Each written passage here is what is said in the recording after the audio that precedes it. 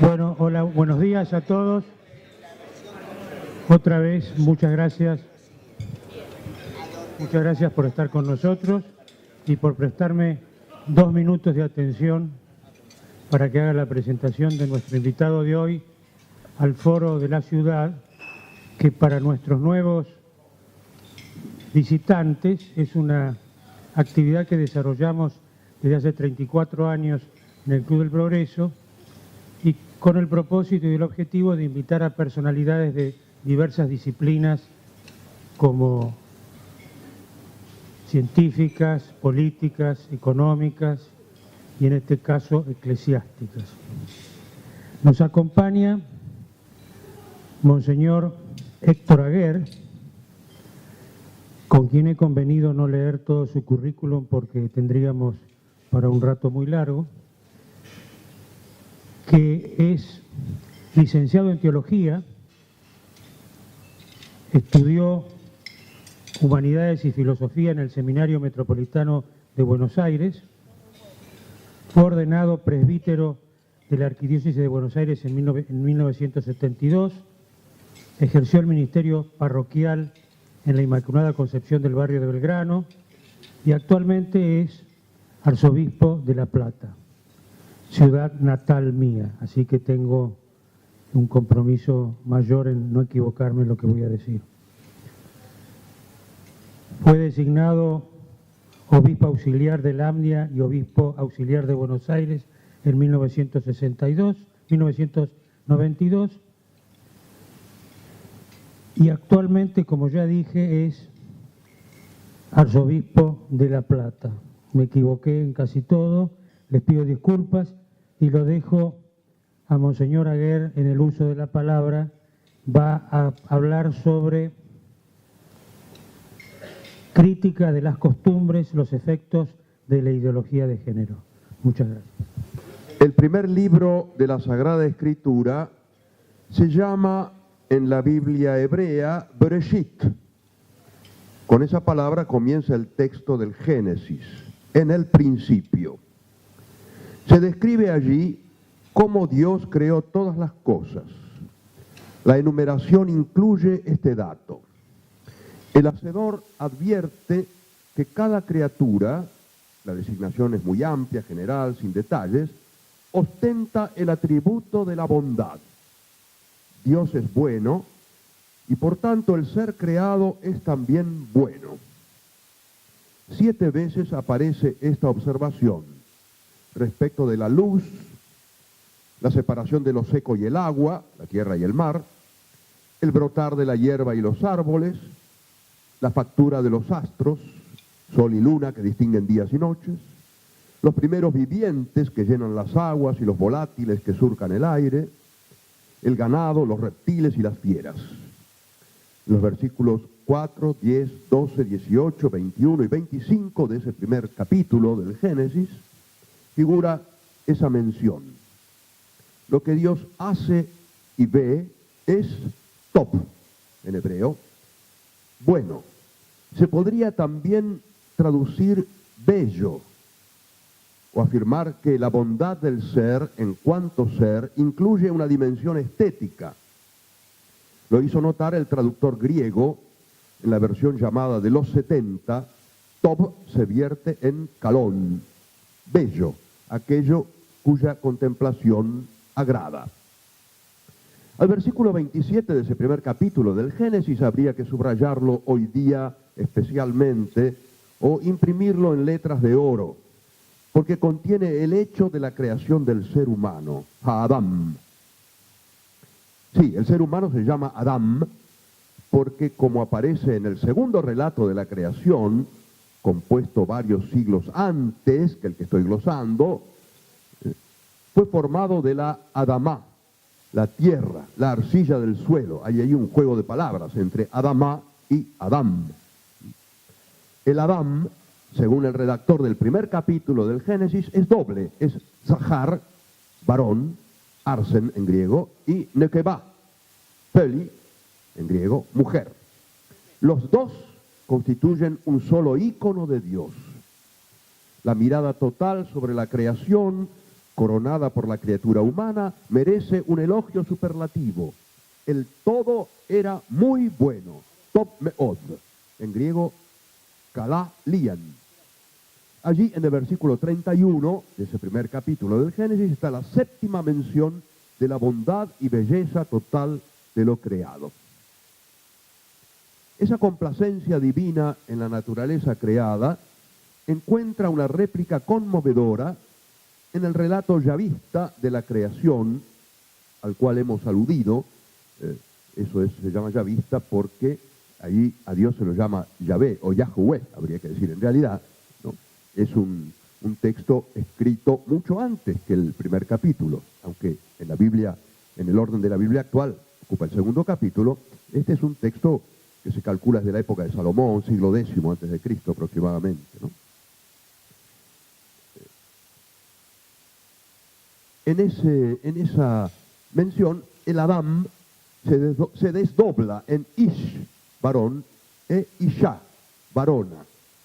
Por eso dice, esta sí que es hueso de mis huesos y carne de mi carne, se llamará varona porque ha sido sacada del varón. Así exclama él cuando recibe a ella, formada por el Creador, de su sueño y su costado. Nuestras Biblias traducen mujer y hombre, con los 70, Güné y Aner. Aner, en griego, es en realidad el hombre varón. Habría que traducir entonces varón, mujer y varón. En el Cantar de los Cantares, ese libro que es una perla curiosa de la Sagrada Escritura, se encuentra esta bellísima expresión, eco de las palabras del Génesis ya citadas. Mi amado es mío y yo soy suya. En esta frase no se indica solamente la igualdad de los sexos, sino también su inconfundible distinción y la reciprocidad vital y estructural entre varón y mujer. Me permito un salto de siglos y de versos para citar al gran poeta nuestro Leopoldo Marechal. Por eje de la tierra la pusieron, de norte a sur atravesada, el mundo gira sobre su mujer. Cabe aquí otra mención del estro lírico argentino. Las cosas son inteligibles porque este nombre de mujer las ilumina, cantó Francisco Luis Bernardes en La ciudad sin Laura. La intuición poética en ambos casos parece insinuar o bien la cualidad propia del ser femenino o la osada afirmación de que el ser humano encuentra su realización eximia en la persona mujer. Pensando teológicamente, no cabe duda de que es así. El nombre de Eva se transformó en el ave de la anunciación a María. Lo expresa el himno Ave Maris Stella cuando dice mutans evae nomen, cambiando el nombre de Eva. El nombre de Eva se convierte en el ave de la anunciación. Comienza algo radicalmente nuevo.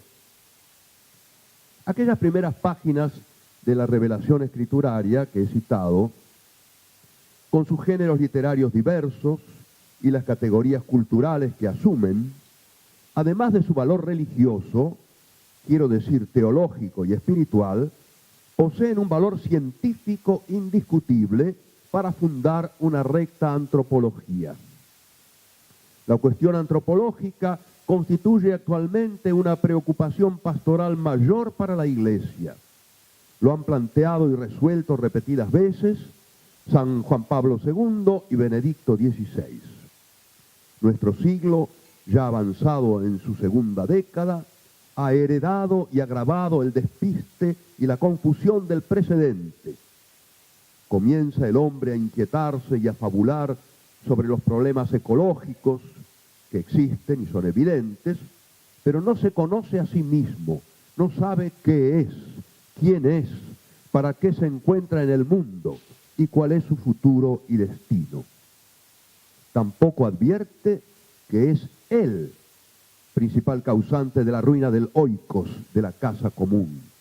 Ecología viene de oikos, en griego que significa casa. En la encíclica Laudato Si, el Papa Francisco propone la inclusión del hombre en un proyecto de ecología integral que supere el paradigma homogéneo y unidimensional dominante basado en una técnica de posesión, dominio y transformación. Lamenta el pontífice la falta de una ética sólida, la enfermedad que padece la libertad cuando el hombre se entrega a las fuerzas ciegas del inconsciente, de las necesidades inmediatas, del egoísmo, de la violencia. La cuestión ética es sin duda fundamental. Sin embargo, en mi opinión, lo más grave en diversas corrientes del pensamiento contemporáneo que impregnan la cultura vivida y determinan la sanción de leyes aberrantes es la negación del concepto metafísico de naturaleza y más concretamente de la realidad de la naturaleza humana. Inserto a esta altura del discurso algunos datos de la metafísica de Santo Tomás de Aquino que sirven de fundamento a su teología de la Trinidad y la Encarnación y que son actualísimos para sostener una antropología racional, es decir, una concepción del hombre según el sentido común.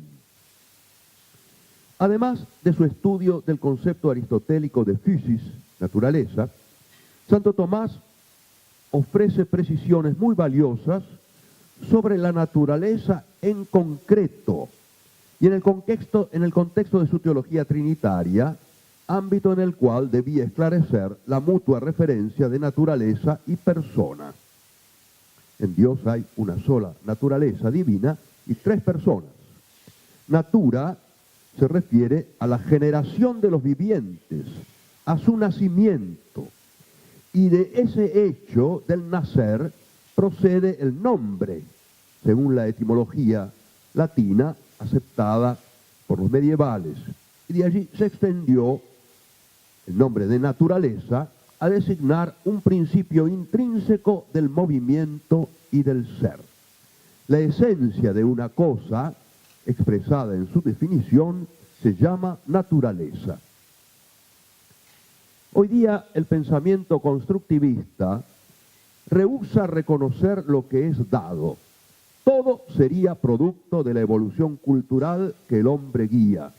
Más aún, el hombre se fabrica a sí mismo, se modela, varía y desconstruye a voluntad. En esta posición tan difundida, resulta imposible hablar de una naturaleza humana, que es la esencia expresada en la definición. Santo Tomás razona de esta manera. Si uno pregunta, ¿qué es este? Es decir, ¿qué es el ser humano?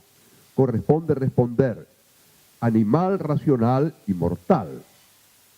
Pero si la cuestión versa sobre un quién es, la respuesta será un sujeto, un nombre personal, sea masculino o femenino. A la naturaleza humana, animal racional y mortal, pertenecen la persona varón y la persona mujer. Así nacen y son. Es la realidad dada en la creación, como recordábamos en las primeras páginas bíblicas, que no se construye y procede del hecho de nacer, tanto en el nombre cuanto en la realidad. Es interesante señalar que Santo Tomás observa que en la definición de persona, que es singular de un género determinado, se usa el término naturaleza más que esencia, porque esencia viene de ser, de ese, que es lo más común de todo. El mismo Tomás, en la Summa contra Gentiles, utilizaba el planteo de la naturaleza en el contexto de la teología de la encarnación del Verbo. Es decir, que la segunda persona de la Trinidad, el Verbo de Dios, se hizo carne en el seno de María.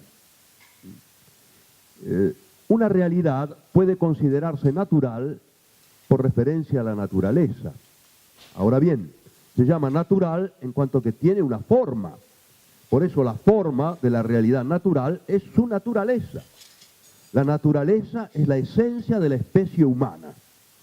A partir de la generación, La naturaleza humana de cada persona es el principio intrínseco que la constituye. Es materia y forma, es decir, cuerpo y alma, que distinguen al sujeto masculino del femenino. Esta afirmación es de tenor filosófico, pero es corroborada luminosamente por certezas científicas establecidas actualmente. Por ejemplo, todas las células del cuerpo femenino son femeninas y todas las células del cuerpo masculino son masculinas. La distinción se verifica ya en el embrión. Contra las fantasías pseudoplatónicas de algunos partidarios de la teoría de género, se puede decir sencillamente que las almas no caen en cuerpos equivocados. A veces se usa ese argumento, ¿no? El alma cayó en un cuerpo equivocado. El alma es creada e infundida por Dios en el instante mismo de la generación. Desde entonces el varón es varón y la mujer es mujer, en cuerpo y alma. Existe una continuidad insoslayable entre física, metafísica y ética. Lo que está en juego es el sentido de la verdad. Cito a este propósito unas expresiones muy netas de Benedicto XVI. No es una metafísica superada de la Iglesia si ella habla de la naturaleza del ser humano como varón y mujer, y si reclama que este orden de la creación sea respetado. Lo que a menudo se expresa y se entiende con el término género se resuelve, en definitiva, en la autoemancipación del hombre de la creación y del creador. El hombre quiere hacerse por sí solo y disponer exclusivamente por sí solo de aquello que le respecta, pero de este modo vive contra la verdad. Hasta aquí las palabras de Benedicto XVI. En el pensamiento de Tomás de Aquino es clara y repetida la referencia de la naturaleza de los seres, que siempre es algo dado, a Dios creador. La naturaleza es, en efecto, la razón, la ratio, se dice en latín, del arte divino, intrínseca a las cosas mismas. Por esa razón, cada una de las criaturas busca la consecución de su propio fin y se mueve hacia ese fin. De aquí se sigue que el arte, lo hecho por el autor humano, imita a la naturaleza, ha de inspirarse en ella y continuarla. La autoconstrucción del hombre en contradicción con su naturaleza es una perversión. El predominio del constructivismo en la cultura contemporánea resulta entonces una manifestación de ateísmo, un drama diabólico de pretendida competencia con el Creador. La violación de la physis, de la naturaleza, engendra monstruos, ni verdad, ni bien, ni belleza, que son signos de identidad del arte divino. Lo que se inculca ideológicamente en muchos ámbitos académicos se convierte en conducta a través de una red formalmente poderosa y maléfica de comunicación.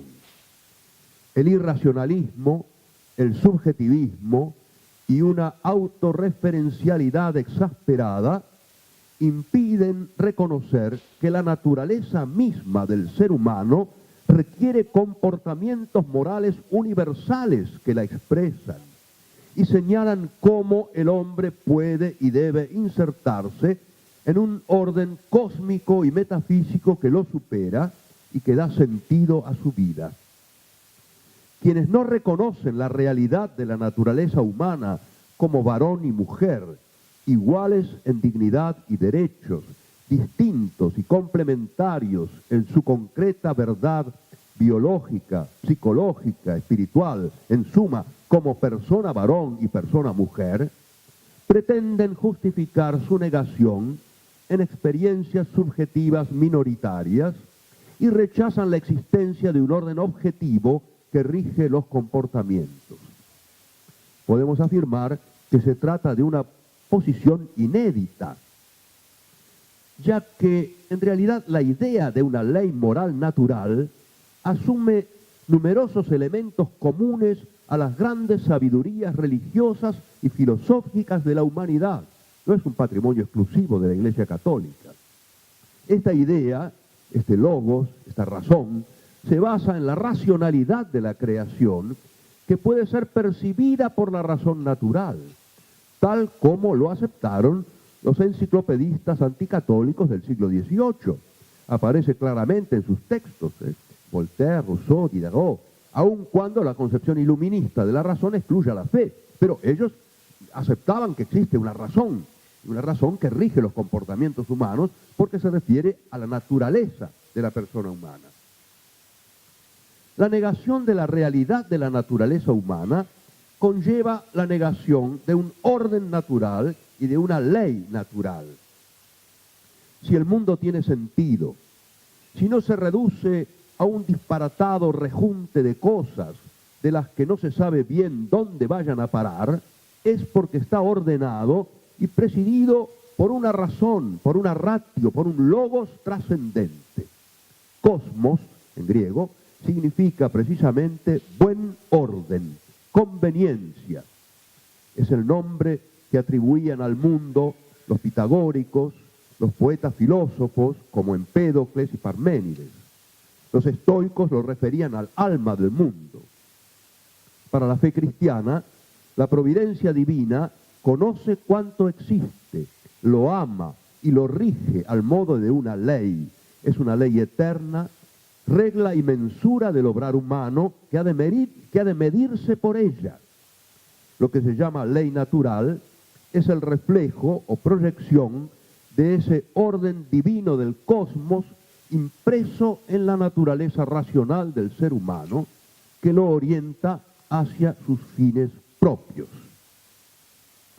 Santo Tomás subraya que la ley natural no se limita a indicar que hay que hacer el bien y evitar el mal, sino que señala los bienes humanos a los cuales de suyo la naturaleza inclina a los hombres y los prescribe mediante los mandamientos, la tabla del Decálogo que está en el libro del Deuteronomio, para evitar que sean olvidados o queden oscurecidos por la confusión. Y esa ley vale para todos los hijos de Adán. Nos anoticia acerca del auténtico bien que corresponde a su naturaleza, aunque la educación errada, las inclinaciones pasionales y las costumbres perversas llevan a que las conclusiones de los principios generales, por ejemplo, el arco completo de las prescripciones de los 10 mandamientos, resulten ofuscadas en algunos y en algunos pocos puedan faltar. Eso decía Santo Tomás en una época en la que a nadie se le ocurría afirmar que no existe una naturaleza humana. En sí misma, la ley natural no cambia, aunque el conocimiento de sus preceptos y el cumplimiento de los mismos estén sometidos a las fragilidades y caprichos humanos. En cuanto a ellos, a estas fragilidades y caprichos, la ley natural puede faltar en el corazón de muchos hombres. Y podemos tomar como ejemplo lo que dice San Pablo en la carta a los Romanos 1:24, donde el apóstol menciona el oscurecimiento del corazón y la insensatez o pérdida de inteligencia que llevó a los paganos de entonces a entregarse a pasiones ignominiosas. Dice el apóstol, mujeres con mujeres, varones con varones, y a la secuela inevitable de otros vicios. San Pablo dice lo mismo en la primera carta a los Corintios, capítulo 6. Lo terrible es que tales aberraciones, en la actualidad, no solo no son consideradas vicios, sino proclamadas como derechos y tuteladas por leyes inicuas.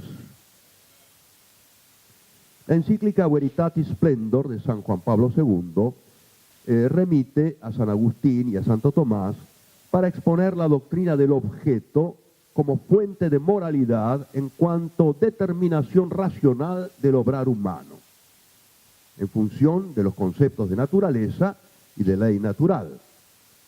Por consiguiente, las circunstancias o las intenciones nunca podrán transformar un acto intrínsecamente deshonesto por su objeto en un acto subjetivamente honesto o justificable como elección. E insisto, la cuestión no es solo ética, sino primordialmente metafísica. Jean-Paul Sartre tenía razón. Si Dios no existe, si no existiera, tenemos que corregir, todo está permitido, estaría permitido. En efecto, sería imposible distinguir el bien del mal. Retomo los conceptos que hemos encontrado en las primeras páginas de la Biblia. La propaganda mediática ha impuesto el uso de un nuevo significado del término género, que por otra parte fue ya asumido inicuamente por la legislación argentina. El género ya no coincide con el sexo, más aún, frecuentemente lo reemplaza. Se ha producido una revolución lingüística como resultado de un proceso de manipulación. Se hace hablar de otra manera para que se piense de otra manera. La definición originaria de la palabra género se encuentra en los diccionarios clásicos de diversas lenguas. Se trata de categorías gramaticales que se extienden al orden conceptual.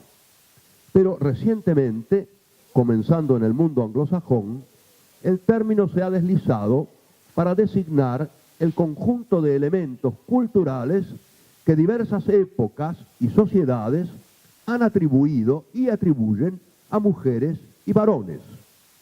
Algunos autores explican que la teoría de género tiene por autor a John Money, 1921-2006, quien teorizó que ser varón o ser mujer no resulta de la genética en la que se realiza o cumple la ley natural, sino que depende de la educación y del ambiente en el cual los niños crecen. A sus estudios se suman los de Robert Stoller, 1924-1991, que igualmente opuso biología y cultura. Desde el comienzo se intentó mostrar apoyo médico o psicoanalítico a la fórmula identidad de género. El género no coincidiría con el sexo. Simone de Beauvoir, en su obra El segundo sexo, sostenía que no se nace mujer, se llega a serlo. La mujer, según ella, sería un producto entre el macho y el castrado, elaborado por la civilización.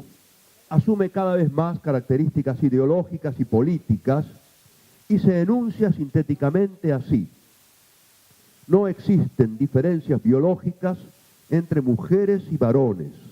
La masculinidad y la femineidad son construcciones culturales inducidas. Cada persona elige lo que quiere ser.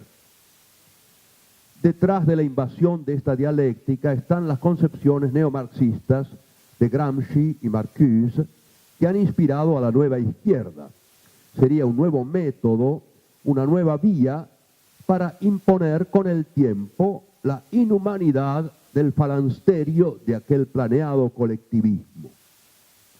Es paradojal en esta teoría el desprecio por el cuerpo, la desestima de la naturaleza corpórea de la persona, que puede modificarse a voluntad según la opción, en una época en que contradictoriamente al cuerpo se le rinde culto por los medios más sofisticados.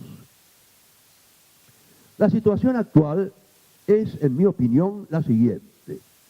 Esa ideología de género ha invadido con ímpetu el cuerpo legal de la nación argentina y va consiguiendo, en nombre de la tolerancia, el consentimiento irreflexivo de la gente joven, muchas veces de los alumnos de nuestros colegios católicos, a quienes la obsesión democrática les ha masajeado el seso de tal manera, merced a la invasión mediática, que la verdad, la afirmación de la realidad varón-mujer de la naturaleza humana, les parece una opinión más que no debe discriminar a la contraria.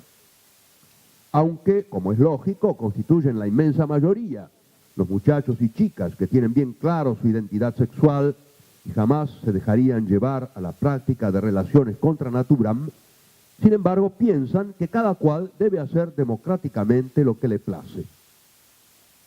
No deseo generalizar la calificación que acabo de presentar, pero es tal la falta de criterio de muchísimos de nuestros jóvenes, de nuestros educandos, insisto, aún de nuestros colegios católicos, a pesar de que contamos en ellos con excelentes programas de educación para el amor, la castidad, el matrimonio y la familia.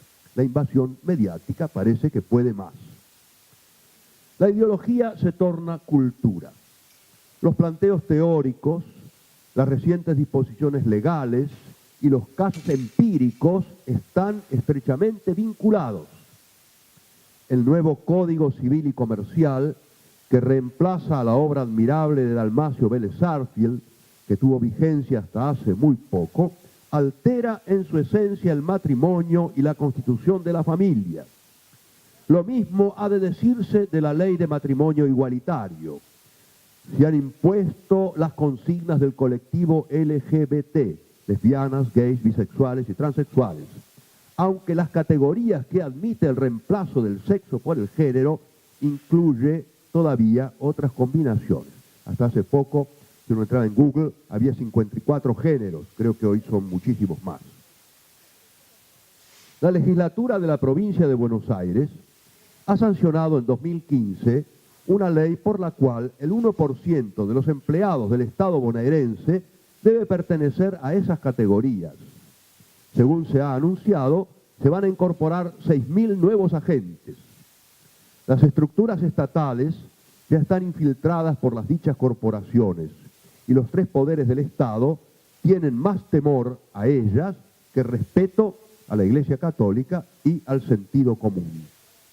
Es fácil advertir el carácter discriminatorio de aquella norma de privilegio en un país con elevadísimo porcentaje de desocupación, especialmente entre los jóvenes, los que siendo varones se sienten varones y las que siendo mujeres se sienten mujeres, continuarán mendigando por un trabajo que probablemente nunca obtendrán.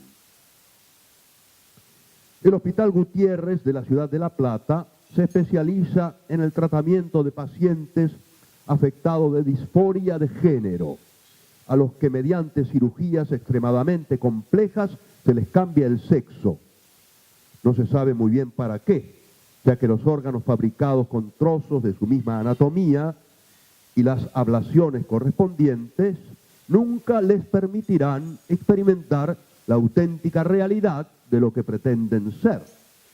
Me corrijo, se sabe para qué, para darse el gusto y sentirse lo que no son. La palabra disforia no existe en castellano. Supongo que se la ha inventado a partir del verbo griego diforeo, que significa dar fruto 2 veces por año, o también escribirse o pronunciarse de 2 maneras. La única disforia humana, en todo caso, sería varón y mujer. Digo estas cosas con pleno respeto hacia esas personas y comprensión de los conflictos que padecen. Yo siempre rezo por ellas y siempre estoy dispuesto a ofrecerles mi ayuda pastoral. Ahora bien, existen otros descalabros en los que se confunden lo legal y lo legítimo.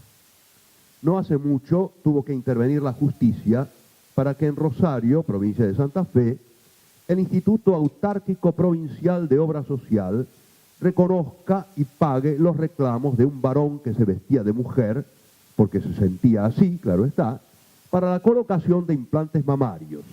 En una segunda etapa, el instituto debería cubrir los implantes de glúteos y la depilación definitiva. La desastrosa situación sanitaria del país y los problemas que en general afrontan las obras sociales inclinarían a más de uno a protestar contra esas extravagancias. Pero ocurre que éstas están protegidas por la ley de identidad de género. Los niños pueden continuar su camino al raquitismo y los ancianos y enfermos en general que no tienen acceso a los medicamentos que necesitan pueden seguir esperando o morirse en paz. Los casos como el de Rosario seguramente se multiplicarán, ya que de acuerdo al decreto número 903 de 2015, se reglamentó el artículo 11 de la ley 26.743 sobre el derecho a la identidad de género. El programa médico obligatorio incluirá en sus prestaciones las cirugías totales o parciales que, comillas, ayuden a adecuar el cuerpo a la identidad de género autopercibida, cierran comillas. En el decreto se citan 13 de tales cirugías, pero se dice que esa enumeración es de carácter meramente enunciativo y no taxativo. Si no entiendo mal, podrían inventarse otras combinaciones. Una decisión judicial también reciente ha concedido la adopción de un bebé a dos lesbianas unidas en matrimonio igualitario. Se violó así el derecho del niño a ser criado y educado por un padre y una madre. Y es previsible que se multiplicarán las sentencias de este calibre. Los solteros, varones o mujeres, pueden esperar a cumplir su sospechosa ansiedad por convertirse en padres comprando gametos y alquilando vientres. Otra muestra exquisita de que el Adán hiperdesarrollado del siglo XXI puede suplir la naturaleza por la construcción. Puede, además, aspirar a una foto con el actual sumo pontífice y conseguirla imponiéndole al Papa el fatto compiuto, como dicen los italianos. Una última perla, otra vez protagonizada por la legislatura bonaerense. El año 2015 se votó en un paquete en el que cabían varias leyes y que fueron promulgadas también en paquete por el Ejecutivo, la número 14.744 sobre educación sexual integral para los escolares desde el nivel inicial hasta el secundario. El artículo 5b prescribe que la autoridad de ejecución debe reconocer a los alumnos el cumplimiento de una serie de derechos sexuales. Si no recuerdo mal, son 12, entre ellos el derecho al placer sexual. El artículo 6b ordena que se ayude a los escolares a desarrollar su sexualidad según su libre elección. Me imagino, si esta ley absurda llegara a aplicarse, la perplejidad de una maestra de salita de 3 años.